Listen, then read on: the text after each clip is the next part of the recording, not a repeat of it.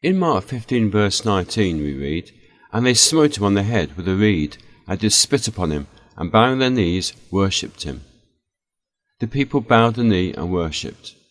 Of course, they did so mockingly. They were mocking his claim to be King of the Jews.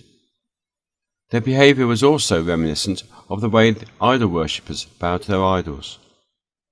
In fact, there are several specific similarities between the way the Jews and Romans behaved towards Christ and the way people behaved towards idols in Old Testament times. In this video we will consider a passage in Jeremiah 10 which speaks of idols, and we will identify several ironic links between this passage and the crucifixion. Jeremiah wrote during the invasions of Judah by the Babylonians. Idolatry was already rampant in the land. Those being taken into captivity into Babylon would be further surrounded by idolatry. The victory of the Babylonians seemingly vindicating a belief in their gods, such as Bel and Nebo. Against this background, Jeremiah in chapter 10 warns against the futility of idolatry. In verses 3 to 5 he said, "For the customs of the people are vain, for one cutteth a tree out of the forest, the work of the hands of the workman with the axe. They deck it with silver and with gold, they fasten it with nails and with hammers, that it move not.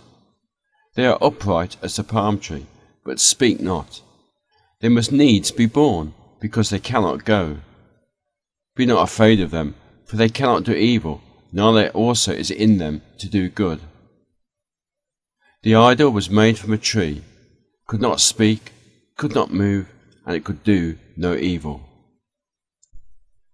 The stake upon which Christ was crucified is referred to as a tree by Peter in Acts 5.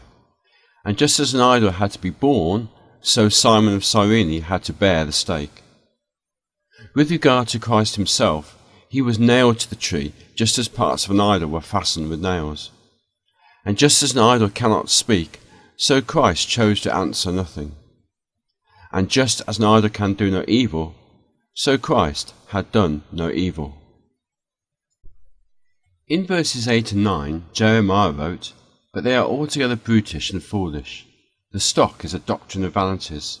Silver spread into plates is brought from Tarshish, and gold from Uphaz. The work of the workman, and of the hands of the founder. Blue and purple is their clothing. They are all the work of cunning men." Here, the Hebrew for stock is the same word as is translated tree earlier in the chapter. Silver was used in the making of idols, and of course, silver played a central role in the betrayal of Christ. Just as the idols were clothed in purple garments, so Christ was clothed in purple. In verses 14 and 15, Jeremiah says, "Every man is brutish in his knowledge, every founder is confounded by the graven image. For his molten image is falsehood, and there is no breath in them. They are vanity, and the work of errors. In the time of their visitation they shall perish." Ironically, once Christ had died, and he had given up the spirit, he was like the idols, for they have no breath. During his trial and crucifixion, Christ had behaved as a lamb, as Isaiah wrote in chapter 53, "He was oppressed, and he was afflicted, yet he opened not his mouth. He is brought as a lamb to the slaughter, and as a sheep before his shearers is dumb, so he openeth not his mouth." Christ could have called on legions of angels to help him, but he chose to passively submit. He allowed himself to be treated like an idol, which cannot speak or do anything. Of course, Christ was not an idol, or seeking to portray himself as an idol, but his submission allowed the wickedness of the people to be manifest, a wickedness which emulated the idolatry of the Jews before their exile and the idolatry of the pagan Romans in the first century. In Jeremiah 10, the sections which speak about idols are interspersed with verses which speak about the God of Israel. These passages too are echoed in the trial and crucifixion of Christ. In verse 7, God is addressed as King of Nations, and Christ too was addressed as King. The prophet declared that Yahweh is the true God, and the centurion said of Christ, "Truly, this was the Son of God." In contrast to the idols, Jeremiah says that God is the living God, and this phrase was used by the high priest during the trial in Matthew 26 verse 63. In verse 12, Jeremiah speaks of the power of God and the heavens.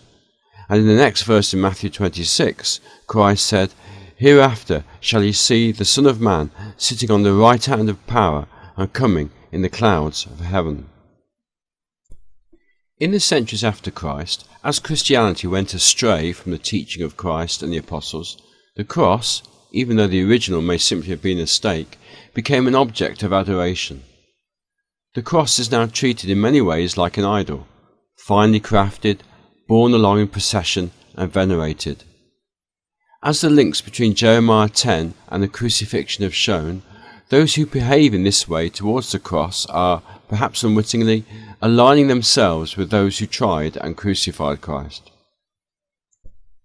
Hezekiah showed the right attitude.